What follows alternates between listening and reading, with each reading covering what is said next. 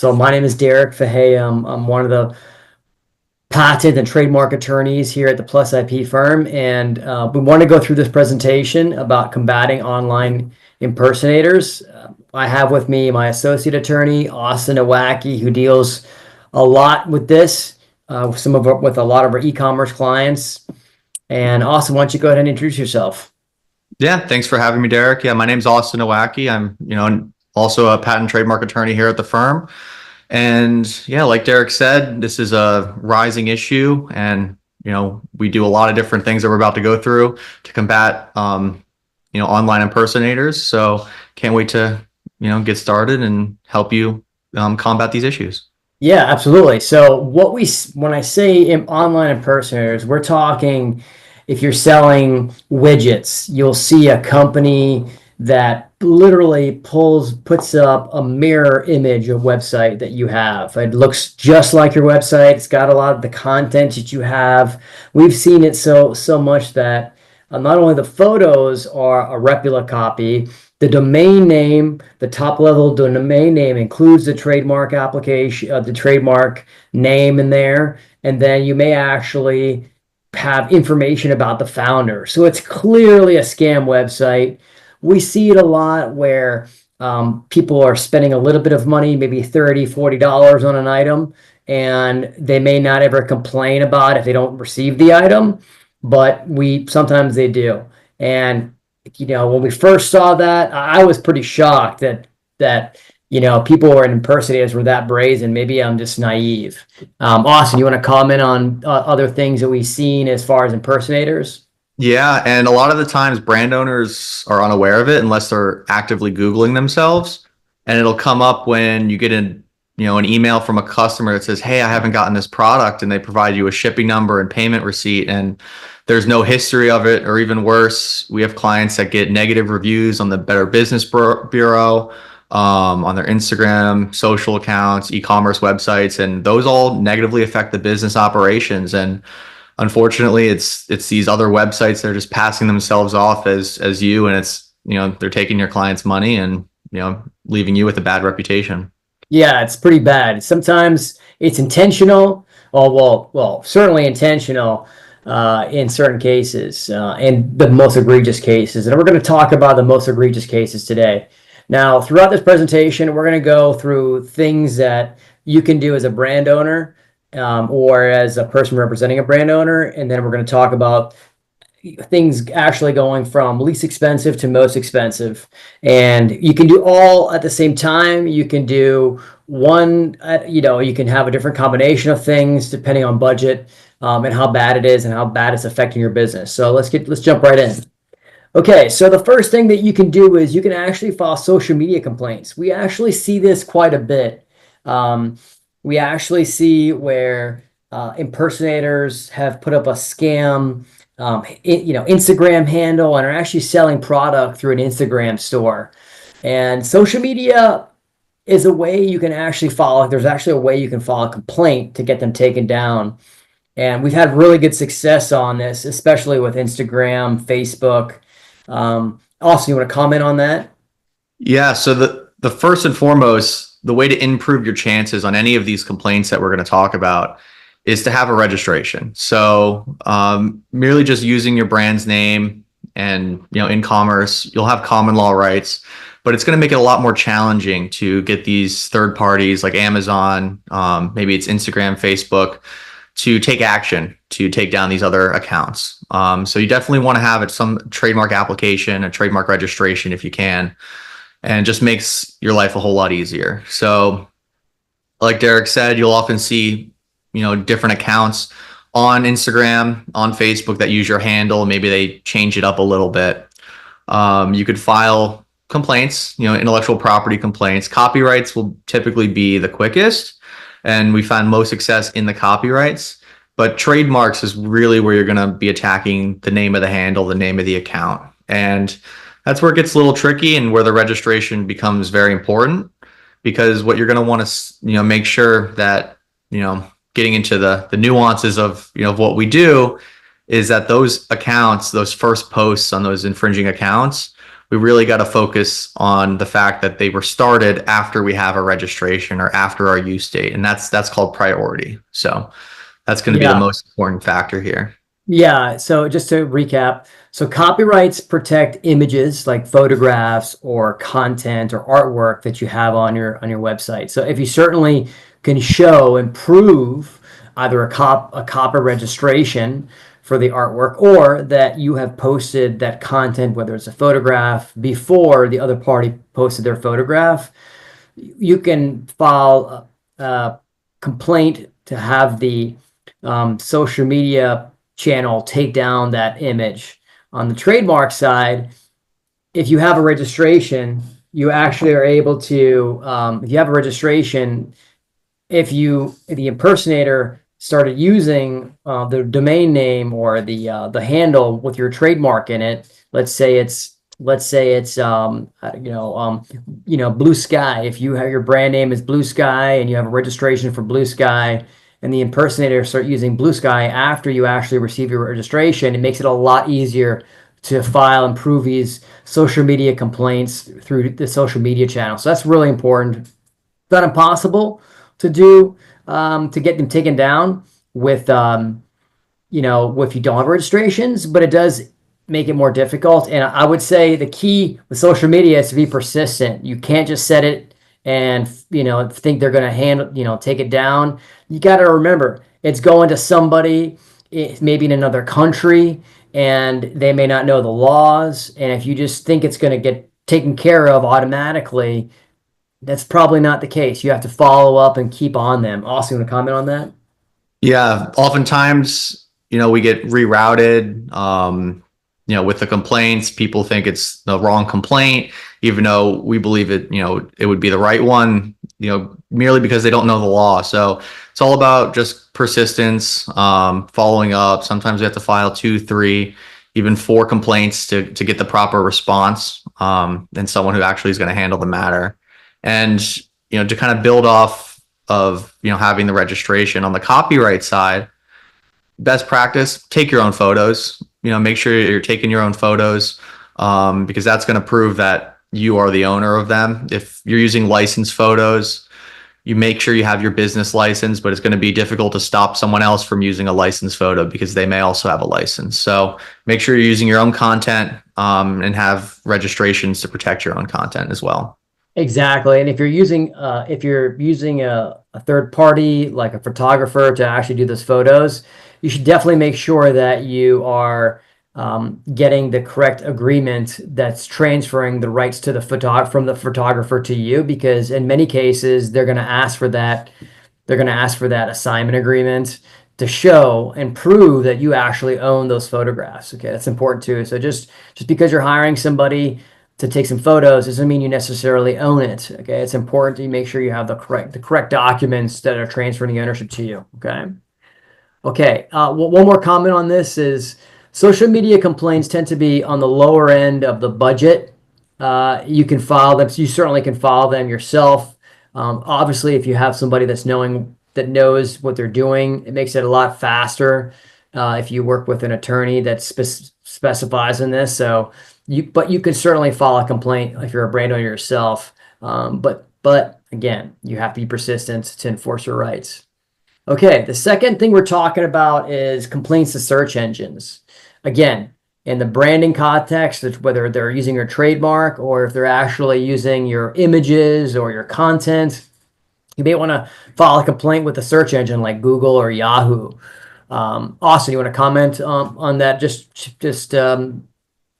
Yeah. So to lead off, when you're starting a business, or even if you already have a brand name, what I like to tell clients is the more distinct you can get your brand name, the easier it is to enforce, right? Those are fanciful, made up terms, like Lexus for cars.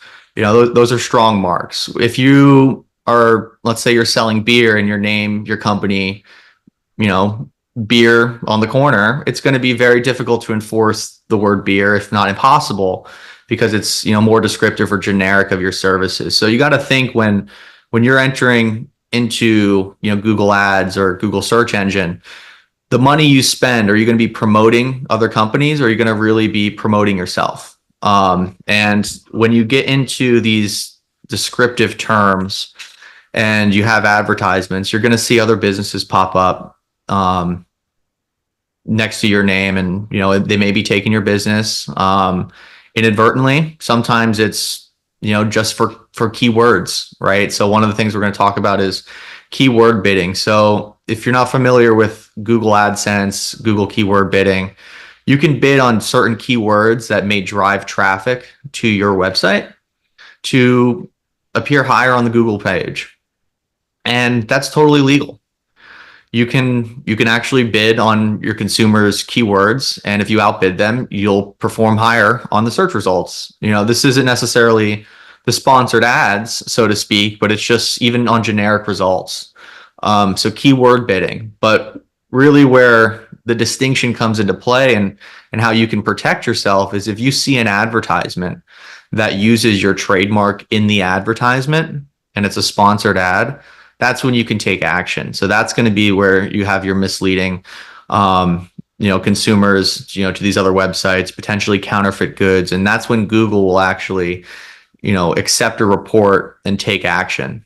There's other Google reports out there for, just reporting infringement, but a lot of them don't really go anywhere unless it's really a paid sponsored ad and they're using your trademark in those ad descriptions. Yeah, that's a great point. So the first thing we're talking about is keyword bidding. So by way of background, the Second Circuit and the Ninth Circuit Court of Appeals has actually found that the use of bidding on your competitor's trademark in certain cases is actually not trademark infringement. Here's actually a case where Warby Parker was actually bidding on the key terms 1-800-CONTACTS. And this is actually taken from the lawsuit. And so Warby Parker, which is an e-commerce and also a retail store for glasses and contacts, actually was bidding on the key terms 1-800-CONTACTS. And the courts found that because if you look, here's the ad here, you can see the domain name is Warby Parker. Because they were using the key term 1-800-CONTACTS, that was, even though they're bidding on the term, because they did not use the term 1-800-CONTACTS in their ads, was actually not infringing. So you can actually bid on your competitors' trademarks, but you just cannot use it in there. And what I like to say is, if you're, again, what Austin was saying is, if you cannot use the ad, the competitor's trademark in the actual ad itself. So if Warby Parker had actually put in here, 1-800-CONTACTS in its ad itself, it'd be more difficult. It would probably be considered infringing. So bidding on or having your competitor bid on your trademark, that's allowed. Where it gets tricky is, or where it could be infringing, is if it was a bait and switch. So if the person had used if your competitor used your trademark and it actually fooled, or almost like a bait and switch, caused the consumer to click on that ad and click on that ad and go to the competitor's website. And even if there was more content with your trademark on their website, that would be an issue. But it is according to the law currently, you can actually bid in competitors' trademarks. Now, that's a very gray area, and it depends on the jurisdiction that you're in. But probably what I would say is the higher end, or what was probably going to be most actionable, is a bait and switch. If someone is trying to fool the consumer to think that how you're actually, or that the competitor is actually you, that's going to be an issue. So you have to look at these ads very carefully when you're making complaints to search engines, because some of that is actually competition. A good example is if you receive a coupon for, let's say, Rice Krispies, a Kellogg's Rice Krispies cereal, and you go to the grocery store and you see, all these generic brands for Rice Krispies, and you decide to go with the Walmart Rice Krispies instead of Kellogg's Rice Krispies, that's not trademark infringement. Okay, that's just being, that's just being on the shelf next to a competitor. It's kind of the same analysis as what they're saying. Now, if the competitor put, Rice Krispies on their actual box itself, that would be considered infringing. So that's something to consider when you're dealing with complaints to search engines. Now, Austin, we want to talk about what we've seen, or how we've seen search engines handle different types of trademark infringement when we've submitted complaints to them. Yes, absolutely. So this is going to be another one of persistence. So, and these, Google in particular, I'll speak to Google. They have a lot of different links and reporting avenues, and it's all about going to be finding the right one for your case. So, you may search infringement report and file it, and it may go nowhere. It may be an old report, but it's still active on Google's listings. What we found that works the best is particularly with sponsored ad infringement. You right click on those three dots on the ad and use that reporting link. And again, there's going to be 5 or 6 options, and it's going to be about picking the right one. Sometimes, it's an ad policy. So if there's a particular policy that the advertiser is violating for Google, Google will take it down. Google also has, historically taken down counterfeit goods. We found most success in the counterfeit goods and violating specific Google policies.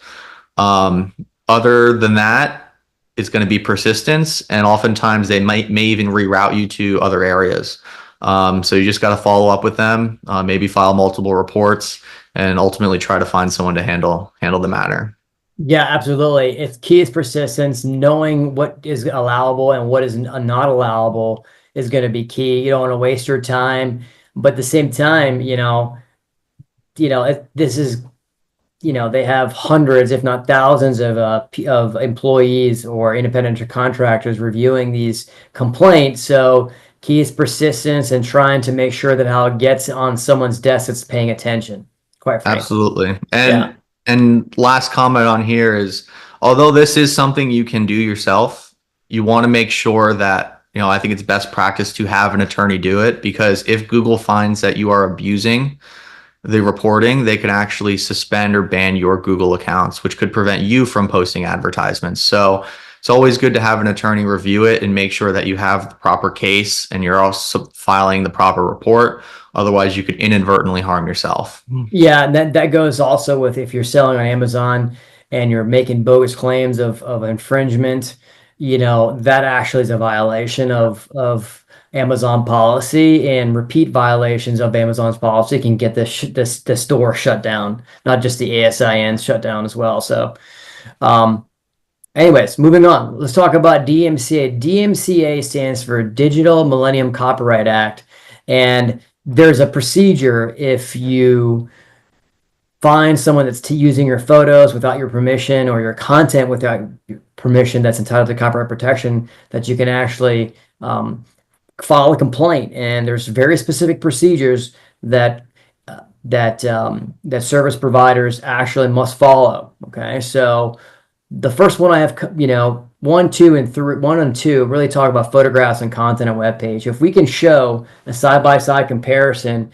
and it's a splitting image, which many times imposters will use, this is actually a fast way to get, the Google or some sort of service provider, whether it's Instagram, YouTube, to take them down. Austin, you want to talk about the procedures on the different channels in general? Yeah. So in general, what you're going to want to do if you see someone using your photographs or your content on a website, you want to look at the terms and service of the website that they're on, because they're going to have reporting, whether it's abuse at, and it's the registrars. You're going to want to go through their procedures. And typically it's you file a complaint, you highlight the infringing material, you have to show where you're the owner of the material. This is where registration comes in handy. If you don't have a registration for copyright, you have to show where, you used it first, the priority. And you'll submit that to the registrar. They then forward it to the infringing party, because oftentimes you may not have their information. So they're kind of the middleman for these procedures. YouTube in particular is, they have their own copyright policies, and we do have some clients that, have large channels on YouTube. And what you have to worry about are copyright strikes. Now, copyright strikes are when you have 3 strikes for potentially allegedly infringing materials on your account, your account will get terminated. And that could be a huge blow to your business, especially if that's a huge, revenue generating or, lead generating opportunity for you. So you want to make sure that if you receive those complaints, you then, on either end, the next step in the process would be called what's called a counter notification. So if you file a complaint, the opposing party can respond with a counter notification. Likewise, if you receive a complaint, you have an opportunity to respond. And it's typically a 10-day window. You have to respond to those counter notifications. And again, you're going through the middleman, the procedures outlined on the service provider that you're going through. And once you respond, if they respond, you'll have to either file a lawsuit or the content's going to get reinstated. Likewise, if you respond, the other party that's asserting their claims against you will have to file a lawsuit. So oftentimes where we find the most success is blatant infringement. I'd say 90% of the time, the other party's not going to respond and you're going to have a successful takedown. Where it's, up for debate, whether there's fair use arguments or, there's different, maybe it's not exactly identical. Maybe they change it a little bit. The other party may respond and you'll have to evaluate the next course of action on that front. Yeah. And just going back to the original complaint, when you file a complaint, something else you have to add is different certifications and attestations that this is truthful and that you were the owner and you have the right to actually submit this information. So before you make those complaints or file a complaint or submit a complaint for UDRP takedown, please make sure that the attestations you're actually submitting are accurate, because if you ever had to litigate this, that could come up if they were not accurate or untruthful or willfully or intentionally not truthful. It could come back to hurt you. So be very careful with those certifications when you file a complaint. On the counter, sometimes a party does actually respond if it's a blatant infringement. If it's a blatant infringement and the counterparty, the party says, "I am not infringing," and they actually respond, okay, unfortunately, you have to take action. You're going to have to file a lawsuit. Many times, if you have to file a lawsuit, the service provider will actually remove the material until the lawsuit is completed. Sometimes not. It really depends on the provider. But if you're going to be filing a lawsuit, many times the opposing party may not want, if it's really actually infringing, when you have a copyright registration. In fact, you actually need to have a registered copyright in order to file a copyright infringement lawsuit. Many times, if the person knows they're infringing, they may not respond. So sometimes a copyright infringement lawsuit is needed if it's that egregious and you want the other party to take it down, or to take it down, or the service provider to take it down. So if you have to file a lawsuit, sometimes you're going to have to. It just depends. If it's where we see a lot of litigation is in the middle ground when both parties thinks they're right. Fair use, there's several factors for fair use where a party can assert that they have fair use. One of the arguments for fair use is that the content is transformative or creates some sort of new matter. And those cases are highly litigated.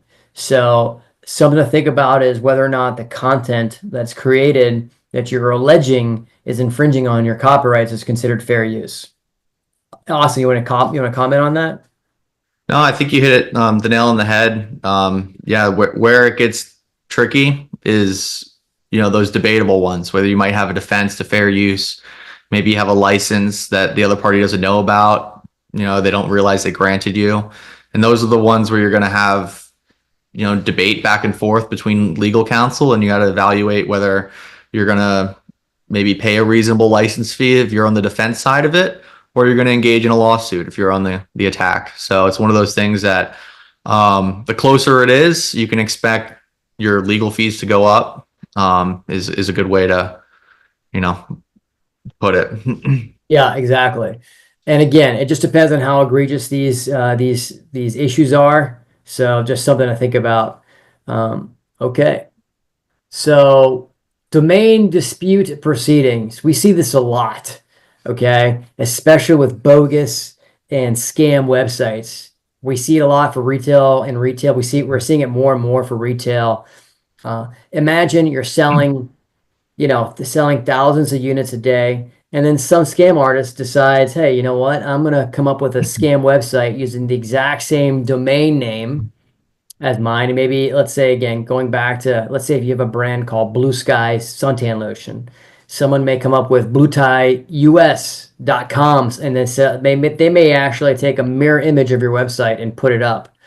And or they may change some content and be selling, and all they're going to be doing is collecting funds from innocent consumers, all right, which is going to hurt your brand. And now you're faced with, what do you do? Right? You can certainly file a lawsuit, but the question then becomes, well, that's costly. So domain dispute proceedings are an alternative route or procedure where you can actually get the domain name transferred to you. Awesome. Why don't you kind of go down the list here and just talk about some of the things? Yeah. So the first thing is what is a domain dispute proceeding, right? So when you have the internet, who's governing it? And the World Intellectual Property Organization, or WIPO, has a subdivision called ICANN, which stands for the Internet Corporation for Assigned Names and Numbers. And they're based out of Geneva, Switzerland. And all of this, the legal side, a lot of different countries enter into a treaty so that Geneva has jurisdiction over the internet, essentially. And this is not through courts, but it's through an arbitration system that they've established. So it's much faster, oftentimes a lot less expensive, and you get better results. And what is the procedure? So first off, again, you're going to want to have an established trademark. And how you know when you qualify for this type of proceeding is there's going to be another website that uses your trademark in their domain. So imagine if, apple.com, exists and you did appleiPhones.com, right? You're clearly, the infringing domain name has Apple iPhones. It includes Apple. There's going to be some sort of basis for a domain name dispute proceeding. Again, this is only on the domain name dispute. So oftentimes, these, I guess, fraudsters, you could say, they are very prevalent, one, during holiday season and with goods. So we don't see it often with services. We see it mostly with goods. If you're selling, something tangible, you'll see a fake website pop up. And again, that's when your red herrings will be when you get consumer complaints or bad reviews. You'll try to figure out what's going on. And there's different proceedings for different domains. .com is obviously the most famous. The ICANN, which UDRP through WIPO, is going to be your more well-known top-level domains, your .coms, your .nets, .org. Some of the more, I guess, specialty ones that are starting to pop up are covered. You can verify this through the registration agreements, such as GoDaddy has a registration agreement. There's other, registration services out there, and you could see if the domain qualifies or incorporates the domain dispute policies. For .us domains, there's a specific ADR dispute resolution forum in the United States, very similar to the governing body of, ICANN policies. So how it works is, first we do an analysis. We have to find the registrar, where the website is registered to, when it was created. We have to compare what's the domain names to your trademarks, and really establish a written complaint proving three factors. One, that you have rights that you're able to assert. The party that we're, filing a complaint against has no rights. And third, that they registered the domain name in bad faith. So registering, how do you know if someone registered a domain name in bad faith? And, that's probably the most difficult factor to prove, because oftentimes you don't know the party you're dealing with, and you don't know their intent. So this is where we have to get creative with legal arguments and the facts, and make a strong inference of bad faith is the best way to put that. Um, Yeah. And obviously, if you're selling a product and you have a registered trademark that's been registered, and somebody is using, all your photos, all your content, your domain names, and it's a complete mirror image of your website, it's you can get some really good arguments as to there's bad faith, right? Where it gets a little trickier is if it's not the exact domain name. And again, we're talking about the top level domain name, right? Maybe they're just using a similar trademark. That's where it gets a little trickier. But again, the bad faith component's always an issue. So, and we get a lot of questions of is, I just registered my trademark. This person is not selling me the website with my domain name, but they're not using it. Can I go after the proceeding? Well, maybe, but the bad faith, do they really have bad faith if they just won't sell you the domain name? Okay, so if they come to you with the domain name that's your registered trademark and say, hey, would you like to buy the registration? Sorry, would you like to buy the domain name? It's going to cost you $40,000, and they just registered it. Okay, that's a different story than if it's been sitting around for the last 15 years and you just registered your trademark. So it just really depends. Right. And these I guess pre-complaint procedures and discovery that we go through, because it's a one-time filing. There's no back and forth and discovery process like a lawsuit or in the court system. We have to gather all of our evidence up front. And one of the issue that Derek raises is actually called reverse domain name hijacking. So if someone has a domain name that they purchased 15 years ago and it was registered, the key is registered at the time in good faith, and you try to take it from them because you now have a trademark, you not only going to risk damaging your reputation, for bad enforcement, but also you're going to be held for attorney's fees, costs. They could hit you for damages, potentially sanctions, and that's something you definitely want to avoid. Yeah, you got to be careful. You really evaluate the strength and weaknesses of your case before you file the UDRP proceedings. All right, let's talk about multiple domains in one proceeding. Yeah, so you can use multiple domain names in one proceeding. Oftentimes you'll see these fraudsters, they set up multiple domain names to just drive traffic to them and try to avoid consumers going to the right place at any cost because they're just getting more money. You can include them all in a single proceeding if you can show that they're all commonly owned. And this is oftentimes difficult because these fraudsters are very good at using fake names, bouncing the registrars in different countries, having different addresses. So it's going to be very fact intensive, discovery that we have to do beforehand to see if it's an argument we can make to put it in one proceeding. The good thing about when we file a UDRP complaint without knowing who the owner is, the registrars release the information of who filed for the domain, and we can see if it's the same name or try to make a connection between the names and make an amendment to the complaint at that time. The cost is typically one flat fee, whether you have 1 to 5 domains in the same proceeding, as long as they're commonly owned. If they're Right. not, they'll likely be separated out. Now, when you talk about the fees, you're talking about the fees that you pay the arbitrator, right? Yes, the arbitrator fees. So the arbitrator fees, you could choose 1 panel or 3 panel arbitrators. If we evaluate and say, hey, this is a very clear cut slam dunk case, let's go with the single arbitrator. If we think it's more tiptoeing on the lines of maybe they're going to respond, this isn't as clear cut, but we still have evidence of potential bad faith, we may want 3 panelists, because it increases. There's pros and cons to having more panelists, Yeah. depending on the situation, but it comes at a cost. Yeah, exactly. And the multiple panelists, the fees increase. If you have the 3 panelists versus a 1 panelist, you're paying, I believe it's almost 3 times the fee that you would pay the UDRP.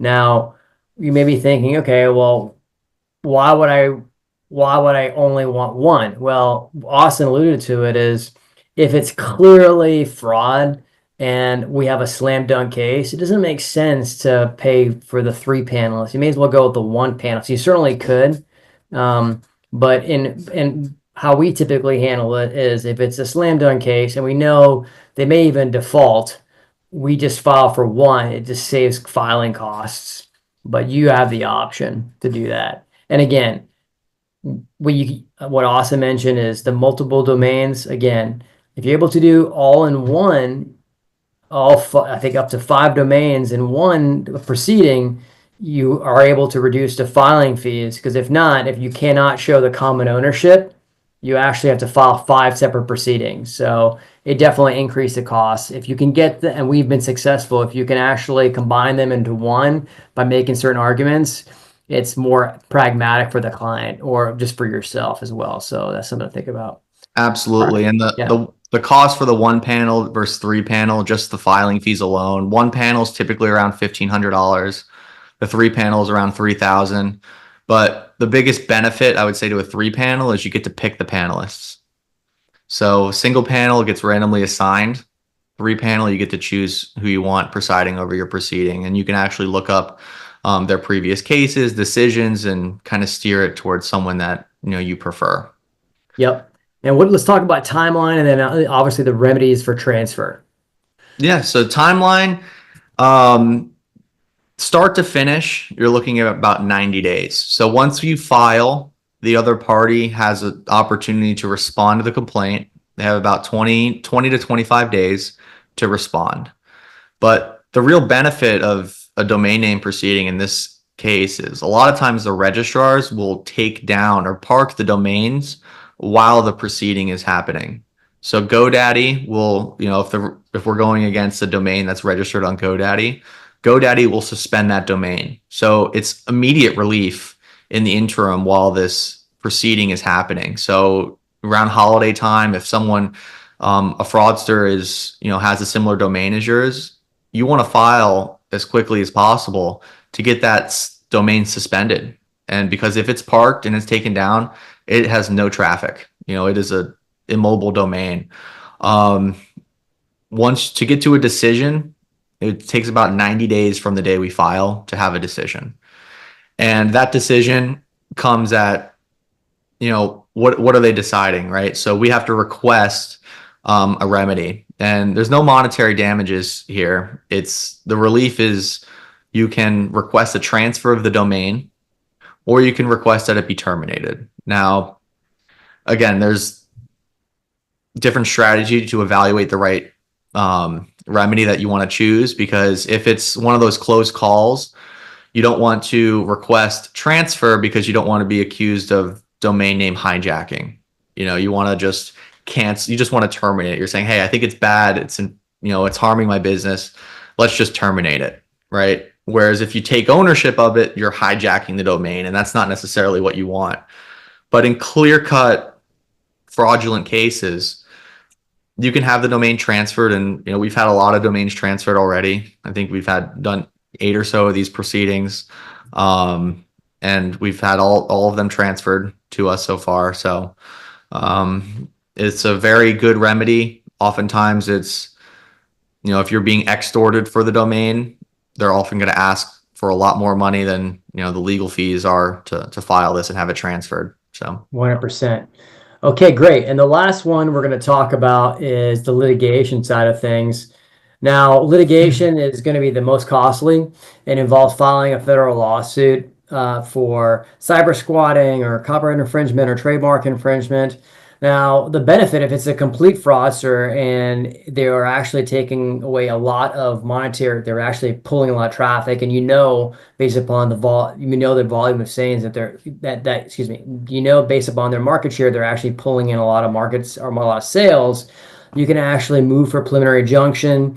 You can actually move to freeze their assets. So if for example, that they're using, Apple Pay, or if they're using, different PayPal, different payment processes, you can actually move to actually freeze their account, their funds in their account. If if it's a high likelihood of success for that they would be infringing. Typically, it's done for counterfeit goods, if it's clearly an infringement of it. And typically, when you file, you actually file the complaint. Then you actually move to seal the record so that how they can't actually get information. And why is that important? Is because typically when you file a lawsuit, if you don't move to seal, a lot of attorneys and other people are actually monitoring the lawsuits that are filed, and then they'll send information to the trademark holder or the company that you filed it against and tell them, hey, here's this issue. There's a lawsuit has been filed against you. Have you had an attorney, or do you need to hire an attorney? So moving to seal the record actually is beneficial because you can have the ex parte or single party preliminary injunction hearing and get the assets frozen before they even know the lawsuit's been filed. So it's really powerful in a way that you can get the preliminary injunction, assuming it's clearly infringing or high likelihood of infringing, and freeze assets, which is a big issue for the potential fraudsters. So while this is the most expensive option, litigation, it's also a good option. It just really depends on the budget, how much money it's worth, etc. So that's something to think about. And Austin, any comments on this particular slide? Not on the litigation. I think Okay. you covered it well. Okay. One thing I don't, before we move to questions, one thing I think is very applicable here is, Amazon e-commerce. We didn't talk about it much, but, their brand registry support, they have the same avenues. You could file trademark complaints. You could file patent, design patent disputes. And if you're making, thousands of dollars a day and your ASIN gets taken down, you got to respond. And the faster you respond, and if you respond correctly, you can get that restored. I think, we had one client that had a design patent or copyright issued against them. Someone was repeatedly just trying to take down their competition in a fraudulent manner, and we got it restored in hours. So Yeah. they basically lost no revenue that day. Yeah. So it's one of those things you got to be on top of. You got to be persistent. It's great to have a team constantly monitoring websites, traffic. If you could do that in-house, and then once you come to us, you want to make sure that you say, hey, here's what I have. Here's the website. Here's the person. We can really take it over from there. Yep. Yep. And so I just got one question here. I'm gonna read the question for everybody here. How long does it take social media platforms to respond? Someone took my business name on TikTok and I filed an intellectual property report 2 weeks ago and still no response. That's a great question. So a couple things. The first thing is if someone is using the name, the first thing they're gonna evaluate is if you have a registration on that name. So that's important. The second thing is they're going to look and see if you actually when the person began using that handle. So this is first thing is there registration, and the second thing is when has that person started using that handle? Is it after the registration date? And the last thing they're going to want to look at is, hey, are they promoting the same goods or services? So people with similar business names can actually you can have, like, for example, Delta Airlines and Delta Faucets, same name, but they can coexist because they're doing something totally different. So it may not always be the case that they're going to take it down. Now, you said I don't know what your facts are, but if you reported 2 weeks ago, I definitely would follow up. I mean, typically we were following up when we submit a report, we send it, and then I think every 2 or 3 days, Austin, we're sending follow-up emails on it or sending additional reports. What's our typical timeline? Yeah. So the process will be you'll get a confirmation that it was received, and you should have a case number. Once you have that, you'll be able to follow up through the case number. Someone will typically reach out to you. It depends on the platform. Google is typically a week. Instagram around 2 weeks. Same with Facebook, is around 2 weeks to get a response. Those responses, Sometimes they're just very generic. Sometimes they'll say no. Sometimes they'll say, hey, can you provide information about the report? And you're like, I put it all in the report. You're not going to read it. And so you got to just do it again. And Yep. you follow up with them again. And it goes back to the persistence. If you don't hear anything, I would file another report or follow up on the case number.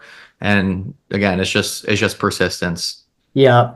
And, a few things. Registration number, you need to highlight when you got the registration, when the other party started using the mark, if it was after registration, the fact that there's similar goods and services, you need to highlight that in there as well. And yeah, you're right. Austin, it sounds kind of silly that you actually have to say the exact same thing in the second follow-up, but you got to follow up. I mean, there's no, you got to think of it this way. It's going to somebody in some other country that may not know the law, that may be having a bad day, and then it gets lost then it gets put in a stack of 1,000 other complaints, whether it's truthful or not. So the more you follow up and are proactive, the more likely it's going to be taken down if it's legitimate. Obviously, if you have we deal with a lot of e-commerce clients that have higher volume.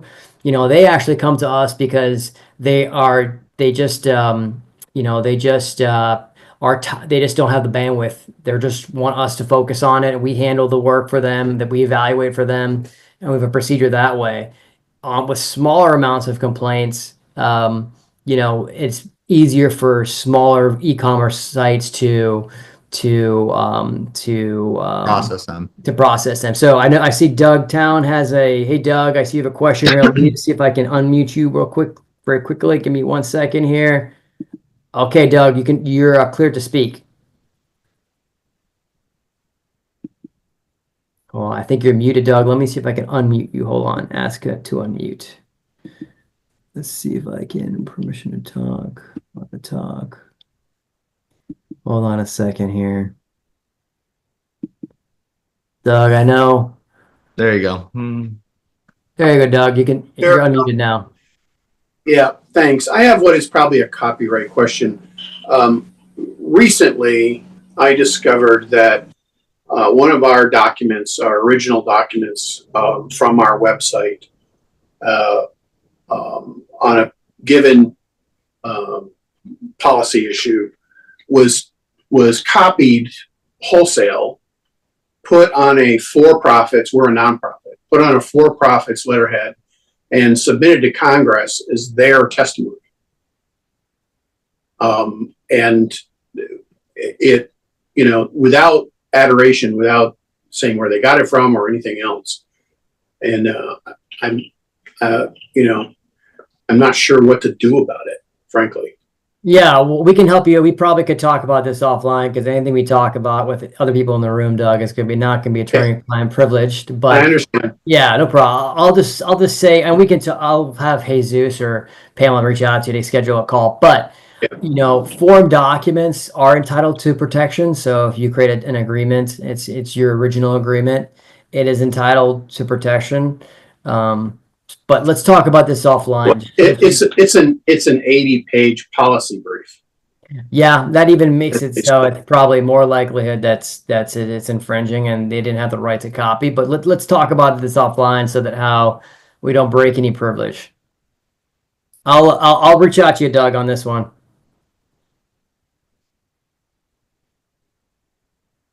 Doug, you there? Yeah, I'm here. Sorry about that. No problem. I'll reach out to you either today or probably later today or tomorrow on this one. We definitely have someone schedule a call with us. All right. Thank you. Yep, you're welcome. Okay, well, great question. Well, since we're talking about it, yes, even agreements are considered, you're able to title to protection.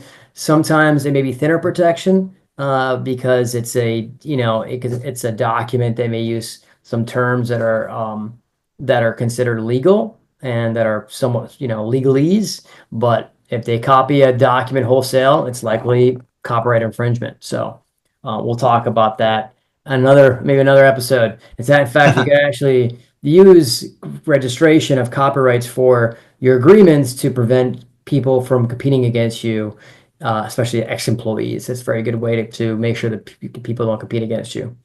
With that said, is there any other question here? Let me just check and see question and answers.